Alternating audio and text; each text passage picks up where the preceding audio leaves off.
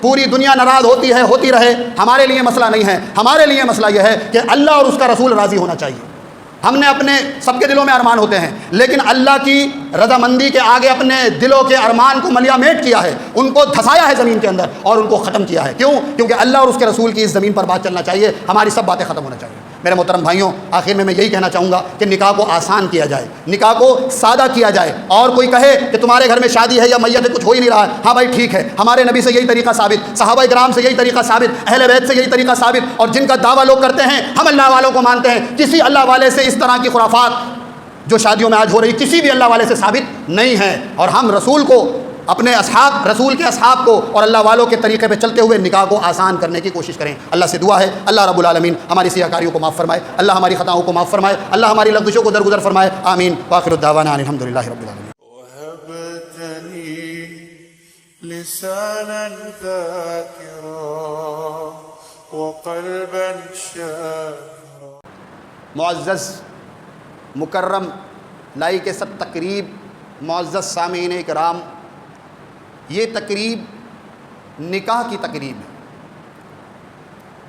بڑی ہی بابرکت اور مسرت کی بات ہے کہ اللہ رب العالمین نے ہم سب کو اپنے محبوب رسول تاجدار مدینہ محمد صلی اللہ علیہ وسلم کی سنت کو پورا کرنے کے لیے ایک مرتبہ پھر اور سنت کو صحیح طور پر جاننے کے لیے یہاں پر بیٹھنے کی، جمع ہونے کی توفیق عطا فرمائے۔ اللہ رب العالمین ہمارے اس بیٹھنے کو قبول فرمائے اور ہم سب کو پیارے آقا احمد مجتبیٰ محمد مصطفیٰ تاجدار مدینہ محمد صلی اللہ علیہ وسلم کے مطابق اپنی تمام تر زندگی کے اعمال کو بنانے کی اور گزارنے کی توفیق عطا فرمائے، آمین یا رب العالمین۔ معزز سامعین کرام، جیسا کہ آپ جانتے ہیں کہ یہ نکاح کی تقریب ہے، اور نکاح یہ جملہ انبیاء علیہم الصلاۃ والسلام کی سنت ہے۔ اسی طرح پیارے آقا سرور کونین تاجدار مدینہ محمد صلی اللہ علیہ وسلم کی بھی یہ سنت ہے، اور اللہ کے نبی صلی اللہ علیہ وسلم نے اس سنت کو کیسے انجام دیا جائے اس کا مکمل طریقہ اپنی حیات طیبہ کے اندر مکمل طور پر بتایا ہے۔ ظاہر سی بات ہے کہ جب حکم دینے والا اللہ سبحانہ و تعالی ہے اور بتانے والے محمد رسول اللہ صلی اللہ علیہ وسلم ہیں، تو یہ عمل نکاح کا جو عمل ہے اس کے اندر کسی تیسرے کی کوئی مداخلت منظور ہی نہیں کی جا سکتی۔ آپ کا نکاح اس میں مکمل طور پر پیارے آقا صلی اللہ علیہ وسلم کی پیروی کی جائے گی، آپ کی اتباع کی جائے گی، اور آپ ہی کی سنت کے مطابق اس کو انجام دیا جائے گا۔ وہی نکاح اس پائے کمال کو پہنچے گا جو نبی کریم صلی اللہ علیہ وسلم کی سنت کے مطابق ہوگا۔ اور وہ نکاح جو نبی کریم صلی اللہ علیہ وسلم کی سنت کے خلاف ہوگا، اس میں نہ کسی قسم کی کوئی خیر ڈالے گا اللہ، اور نہ ہی کسی قسم کی کوئی برکت ڈالے گا اللہ، اور نہ ہی اللہ رب العالمین کا اس طرح کے اشخاص سے کسی طرح کا کوئی وعدہ ہوگا۔ وعدہ رحمتیں برکتیں صرف انہی لوگوں کے لیے ہیں جو اس محبوب سنت کو پیارے آقا صلی اللہ علیہ وسلم کے نورانی اور پاکیزہ طریقے کے مطابق انجام دیتے ہیں، انہی کے لیے خیر و بھلائی ہے۔ اللہ ہم سب کو انہی خاص اشخاص میں شامل ہونے کی توفیق عطا فرمائے۔ بہت سارے لوگوں کی نکاح ہو چکے ہیں اور بہت ساروں کے ہونا باقی ہیں، تو جن کے نہیں ہوئے وہ بھی سنت کو لازم پکڑیں گے انشاءاللہ، اور جن کے ہو گئے ہیں وہ ان نکاح کو لازم پکڑیں گے جہاں سنت کا اہتمام کیا جاتا ہو۔ پیارے آقا صلی اللہ علیہ وسلم جب بھی کوئی خطبہ ارشاد فرماتے، چاہے وہ نکاح کا خطبہ ہو یا جمعے کا خطبہ ہو یا کوئی عام واعظ و نصیحت ہوتی، تو پیارے آقا صلی اللہ علیہ وسلم اسی خطبے کو ارشاد فرماتے جو ابھی سامعین میں نے آپ کے سامنے پڑھا ہے۔ یہ وہی مبارک خطبہ ہے جو اللہ کے نبی صلی اللہ علیہ وسلم اپنی حیات طیبہ میں پوری زندگی پڑھتے رہے اور لوگوں کو سمجھاتے رہے اور سناتے رہے۔ ہم بھی نبی کے کلمہ گو ہیں، کلمہ پڑھنے والے ہیں، ہماری اذانوں میں نام ہمارے رسول کا آتا ہے، قبر میں تیسرا سوال رسول کے متعلق کیا جائے گا، اور شفاعت کا حق بھی اللہ رب العالمین ہمارے نبی محمد رسول اللہ صلی اللہ علیہ وسلم کو عطا فرمائے گا۔ تو کیوں نہ ہم نکاح کے معاملات میں یا زندگی کے کسی بھی معاملات میں اپنے نبی کو کیوں چھوڑیں؟ ہم اپنے نبی کو لے کر کے، اپنے نبی کی سنت کو لے کر کے ساتھ چلنا چاہیے، تبھی ہمارے لیے کامیابی ہے۔ اللہ کے نبی صلی اللہ علیہ وسلم نکاح کا خطبہ ارشاد فرماتے اور اس میں چند نصیحتیں فرماتے، اور وہ چند نصیحتیں اپنے پاس سے نہیں بلکہ رب تعالیٰ کے قرآن سے فرماتے، کیونکہ نبی کریم صلی اللہ علیہ وسلم سے بہتر قرآن کو سمجھنے والی شخصیت قیامت تک پیدا نہیں ہوگی۔ جتنا بہترین قرآن کو پیارے آقا صلی اللہ علیہ وسلم نے سمجھا ہے، اتنا بہترین نہ کوئی سمجھ سکتا ہے نہ کوئی سمجھا سکتا ہے۔ اور پیارے آقا صلی اللہ علیہ وسلم نکاح کے موقع پر یہ خطبہ ارشاد فرماتے اور قرآن مجید کے اندر 3 مقامات سے 4 آیات کی تلاوت فرماتے اور پھر اس کے متعلق خلاصہ کرتے اور لوگوں کو سمجھاتے۔ نکاح جو ہے یہ اللہ رب العالمین کی جانب سے عطا کی گئی اپنے بندوں کو بہت ساری خوشیوں میں سے ایک بہت بڑی خوشی ہے۔ نکاح کا موقع اللہ ہی اپنے بندے کو عطا فرماتا ہے، اللہ کے علاوہ کوئی اور عطا نہیں فرماتا، اور بندے کے لیے چاہے وہ مردوں میں سے ہو یا خواتین میں سے ہو، بڑے ہی خوشی اور مسرت کی بات ہے یہ۔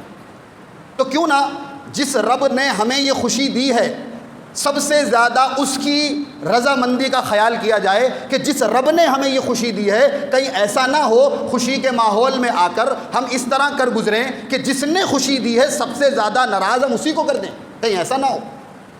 بلکہ ایسا ہونا چاہیے کہ جس رب نے ہمیں یہ خوشی عطا فرمائی ہے، سب سے زیادہ اس کی رضامندی کا خیال رکھا جائے۔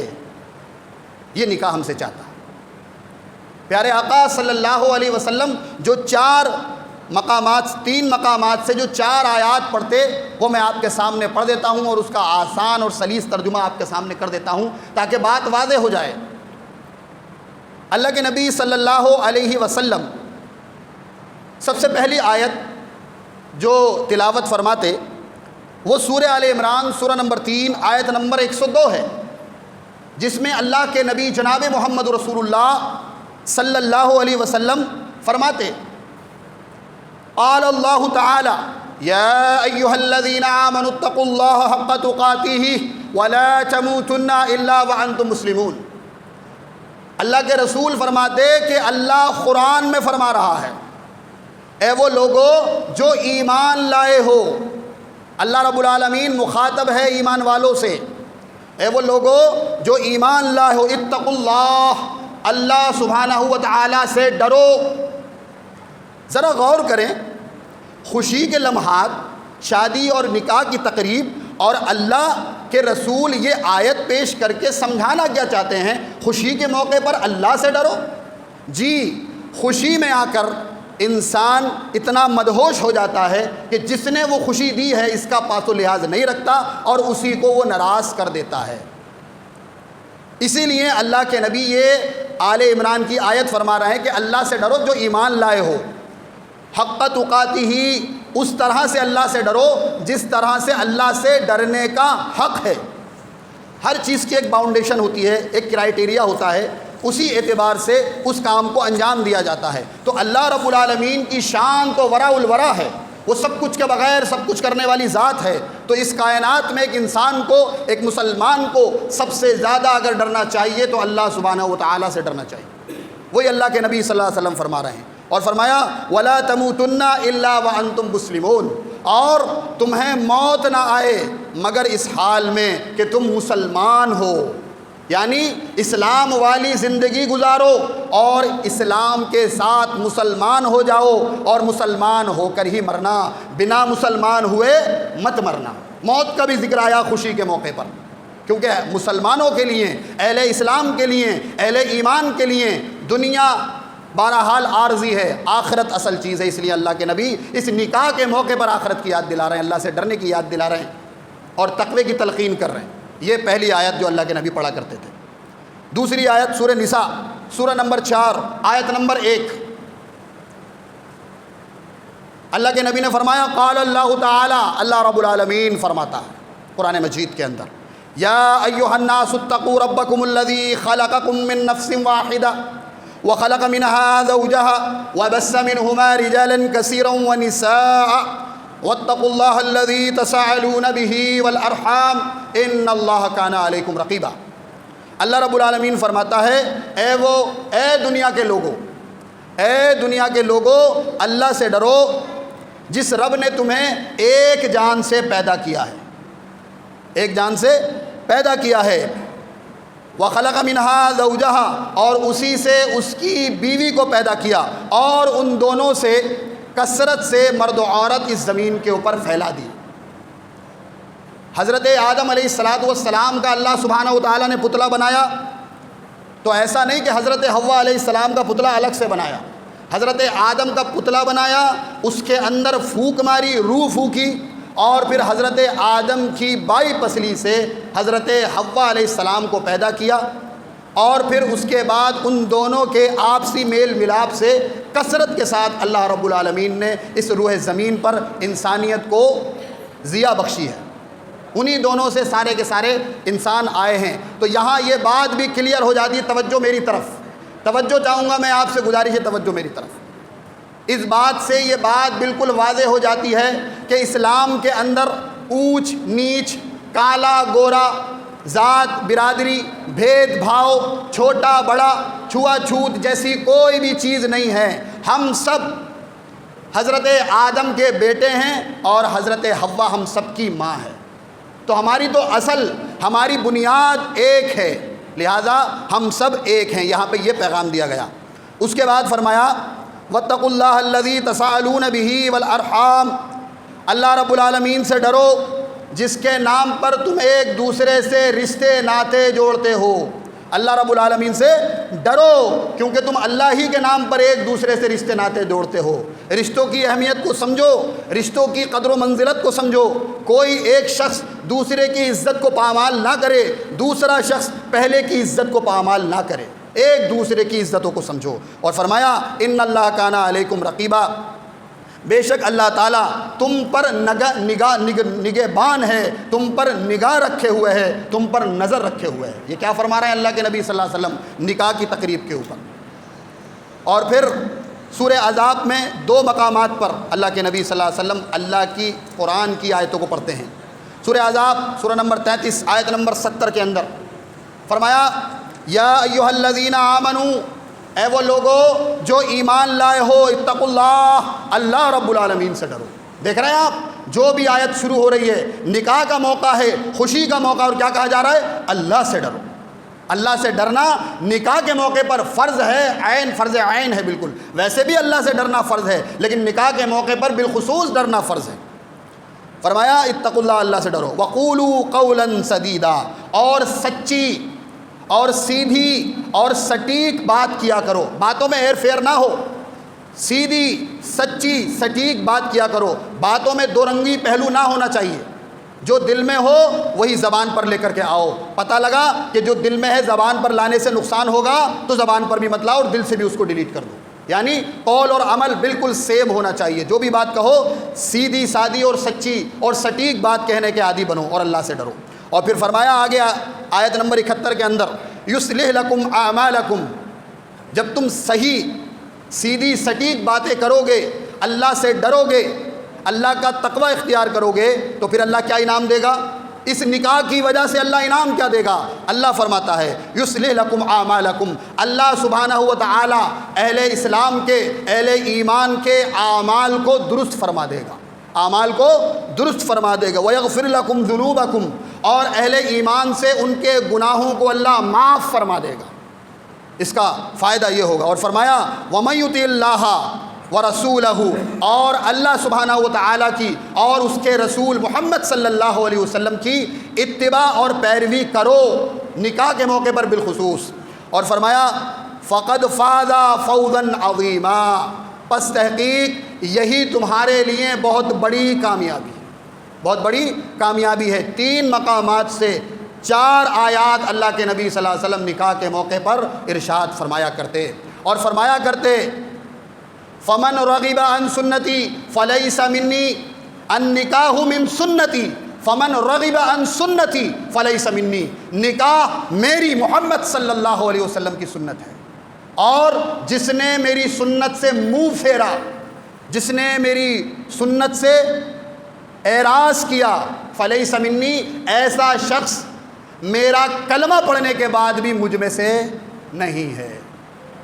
یہ پیارے آقا صلی اللہ علیہ وسلم بیان فرمایا کرتے۔ اور اللہ کے نبی فرمایا کرتے کہ سب سے بہتر نکاح، ارے کوئی دنیا والا اگر بتائے گا تو وہ بات قابل قبول نہیں ہوگی مسلمانوں کے لیے۔ مسلمانوں کے لیے اگر کوئی بات قابل قبول اور سب سے زیادہ ویلڈ بات ہے، سب سے زیادہ اونچی اعلیٰ عرفہ بات ہے، تو کس کی ہے؟ محمد عربی صلی اللہ علیہ وسلم کی بات ہے۔ پیارے آقا نے فرمایا سب سے بہتر نکاح وہ ہے جس میں خرچ سب سے کم کیا جائے، اور نکاح کے اندر اللہ کے رسول کی سنت کو لازم پکڑا جائے۔ میں چند سوالات چند منٹوں کے اندر مسلمانوں سے کرنا چاہتا ہوں۔ آج نکاح کو مشکل کر دیا گیا، اتنا مشکل کیا گیا، اتنا مشکل کیا گیا کہ زنا بالکل آسان ہو گیا۔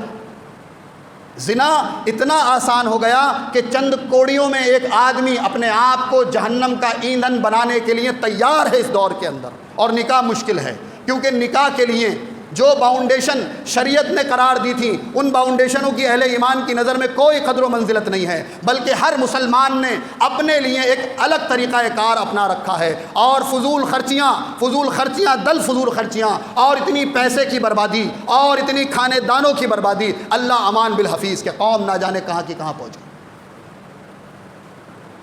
دیکھیں آپ 8 دن تک شادیوں کے اندر، جن گھروں میں شادی ہے، پورے محلے کو پریشان کرنا لوگوں نے اپنے آپ پر فرض سمجھ لیا ہے، میوزک بجا کر کے، ڈی جے بجا کر کے، اور حد تو یہ ہو گئی کہ نہ اللہ کا ڈر رہا، نہ رسول اللہ سے محبت رہی۔ رات میں آرٹیفیشل یا اوریجنل لڑکیاں بدکار منگا کر کے ان کے ڈانس کروائے جاتے ہیں اور ان کو دیکھا جاتا ہے، اور محلے کے لوگوں کی غیرت ختم ہو چکی ہوتی ہے، کوئی روکنے والا نہیں، کوئی ٹوکنے والا نہیں۔ ویسے تو لڑائیاں ہوں گی، تم دیوبندی ہو، تم بریلوی ہو، تم فلاں ہو، تم فلاں ہو۔ میں پوچھنا چاہتا ہوں کہ جب ہم اس طرح کے اعمال انجام دیتے ہیں تو یہ تو کوئی بھی نہیں بتاتا یہ خالص شیطان کے طریقے ہیں، کیوں چلتے ہیں ہم ان طریقوں؟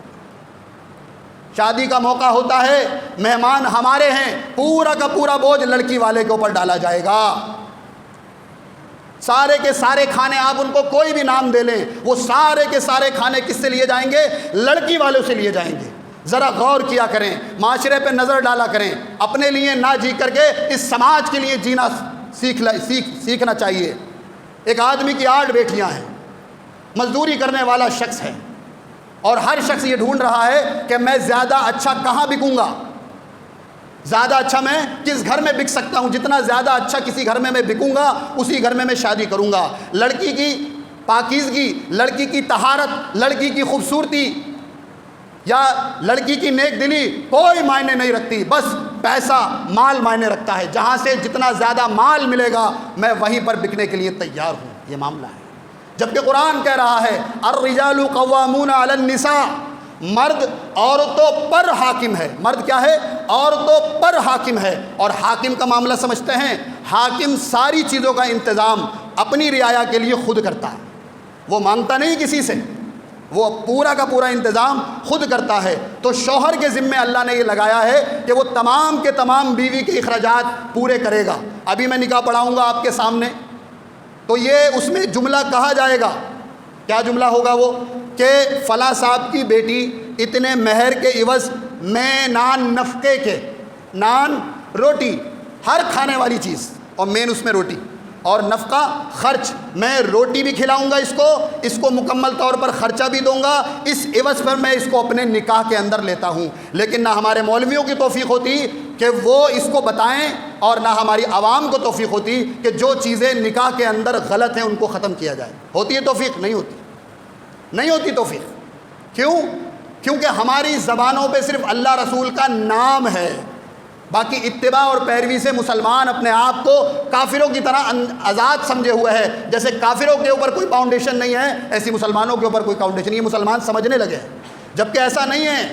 مسلمان کے لیے اللہ کے رسول نے فرمایا اور کفار کے لیے اللہ کے نبی نے فرمایا السجن الجنت الکافر، جو دنیا ہے، جو جیل خانہ ہے، السجن الجنت الکافر، دنیا جو ہے وہ کافر کے لیے جنت ہے۔ جیسے چائے کھائے، جیسے چائے اٹھے، جیسے چائے بیٹھے، کوئی پوچھنے والا نہیں ہے۔ لیکن مومن کے لیے دنیا قید خانہ ہے، اس کے اوپر پابندیاں عائد کی گئی ہیں، کس کی؟ اللہ رب العالمین کی، اس کے محبوب رسول محمد رسول اللہ صلی اللہ علیہ وسلم کی۔ دیکھیں آج معاشرے کے حالات بد سے بدتر ہوتے جا رہے ہیں، آپ نے نہیں دیکھا کہ ہمارے کالجز آپ کو اب نہیں ملیں گے، ہمارے مدارس آپ کو نہیں ملیں گے، ہماری اور دیگر بڑی بڑی یونیورسٹیاں آپ کو مسلمانوں کی نہیں ملیں گی، لیکن مسلمان ریکارڈ بنانے میں لگے ہوئے ہیں۔ ہماری شادی 1 کروڑ کی، دوسرا کہتا ہے ہماری شادی 2 کروڑ کی، تیسرا کہتا ہے ہماری شادی 5 کروڑ کی، اور اتنی بے جا خرچی ہو رہی ہے، اتنی فضول خرچی ہو رہی ہے کہ اللہ امان بالحفیظ بعض لوگ شادیوں کے اندر اس طرح سے مال کو لٹا رہے ہیں، بہا رہے ہیں کہ اگر وہ اپنے پیسے کا صحیح استعمال کر لیں تو ایک ہی وقت میں کئی گاؤں کو کئی وقت کا کھانا میسر ہو جائے۔ اللہ امان بالحفیظ۔ کون آگے بڑھے گا؟ صرف رسول کا نام لینے سے کام چل جائے گا؟ دوسرے کے بارے میں کہہ دیا یہ رسول کو نہیں مانتے، میں رسول کو مانتا ہوں، 5 منٹ کے بعد بھنگڑے میں ناچ رہا ہے، 10 منٹ کے بعد لڑکی والوں کی طرف چوتھی کھا رہا ہے، 2 دن کے بعد لڑکی والوں کی طرف چالا کھا رہا ہے، فلاں دیگر چیزیں، سارے آئٹم لڑکی والوں کے لیے۔ مطلب بیٹی نہیں ہو گئی، ایک مصیبت ہو گئی، نعوذ باللہ، بیٹی نہیں ہو گئی، ایک مصیبت ہو گئی اس معاشرے کے لیے۔ جس کے پاس بیٹی آ جائے کائنات میں اس سے بڑی کوئی مصیبت نہیں ہے۔ کیونکہ جس کے پاس بیٹی ہے، کہتے ہیں لوگ جس نے بیٹی دے دی اس نے سب کچھ دے دیا، لیکن عملی جامہ اس کے اوپر نہیں پہنایا جاتا۔ اللہ سلامت رکھے جمعیت اہل حدیث کو، اللہ سلامت رکھے اس کے چلانے والوں کو، اللہ سلامت رکھے اہل حدیثوں کو کہ انہوں نے یہ بیڑا اٹھایا ہے الحمدللہ۔ اسی مجلس کے اندر اتنے زیادہ اشخاص ہیں جنہوں نے اپنی شادیوں کو سنت کے مطابق کیا ہے۔ ان کی شادیوں میں نہ فضول خرچی نظر آئی، نہ جہیز کا کوئی لین دین، اور وہ اس مسئلے پر ایسا نہیں ہے مخالفت نہیں ہوئی، اپنی قوم سے بھی لڑے، اپنے محلے والوں سے بھی لڑے، اپنی برادری والوں سے بھی لڑے، اور انہوں نے کہا نہیں، جب ہم اس دنیا کے اندر آئے ہیں، دین کو ہم نے سمجھ لیا ہے، اللہ رسول کو ہم مانتے ہیں، تو بات بھی مانیں گے تو اللہ اور اس کے رسول ہی کی مانیں گے۔ پوری دنیا ان کو نہیں ہرا پائی، اور وہ سنت کے مطابق شادیاں اور نکاح کر کے انہوں نے دکھائے ہیں۔ کوئی مشکل کام نہیں ہے۔ یہ جس تقریب میں آپ بیٹھے ہوئے ہیں یہ بھی الحمدللہ سنت کے مطابق ہے، کسی طرح کا کوئی جہیز نہیں، کسی طرح کی کوئی رسم و رواج نہیں، کسی طرح کی کوئی خرافات نہیں، کوئی بھی چیز ایسی نہیں ہے جو شریعت اور سنت کے خلاف کی ہو۔ الحمدللہ اللہ کا فضل و کرم ہے کہ اللہ نے آج ہمیں یہاں تک پہنچا دیا کہ ہم پوری دنیا ناراض ہوتی ہے، ہوتی رہے، ہمارے لیے مسئلہ نہیں ہے۔ ہمارے لیے مسئلہ یہ ہے کہ اللہ اور اس کا رسول راضی ہونا چاہیے۔ ہم نے اپنے سب کے دلوں میں ارمان ہوتے ہیں، لیکن اللہ کی رضامندی کے آگے اپنے دلوں کے ارمان کو ملیا میٹ کیا ہے، ان کو دھسایا ہے زمین کے اندر اور ان کو ختم کیا ہے۔ کیونکہ اللہ اور اس کے رسول کی اس زمین پر بات چلنا چاہیے، ہماری سب باتیں ختم ہونا چاہیے۔ میرے محترم بھائیوں، آخر میں یہی کہنا چاہوں گا کہ نکاح کو آسان کیا جائے، نکاح کو سادہ کیا جائے۔ اور کوئی کہے کہ تمہارے گھر میں شادی ہے یا میت ہے، کچھ ہو ہی نہیں رہا ہے، ہاں بھائی ٹھیک ہے، ہمارے نبی سے یہی طریقہ ثابت، صحابہ کرام سے یہی طریقہ ثابت، اہل بیت سے یہی طریقہ ثابت، اور جن کا دعویٰ لوگ کرتے ہیں ہم اللہ والوں کو مانتے ہیں، کسی اللہ والے سے اس طرح کی خرافات جو شادیوں میں آج ہو رہی کسی بھی اللہ والے سے ثابت نہیں ہے۔ اور ہم رسول کو، اپنے اصحاب، رسول کے اصحاب کو اور اللہ والوں کے طریقے پہ چلتے ہوئے نکاح کو آسان کرنے کی کوشش کریں۔ اللہ سے دعا ہے اللہ رب العالمین ہماری سیاہ کاریوں کو معاف فرمائے، اللہ ہماری خطاؤں کو معاف فرمائے، اللہ ہماری لغزشوں کو درگزر فرمائے، آمین۔ وآخر الدعوانا ان الحمدللہ رب العالمین۔ وهبت لي لسانا ذاكرا وقلبا شاكرا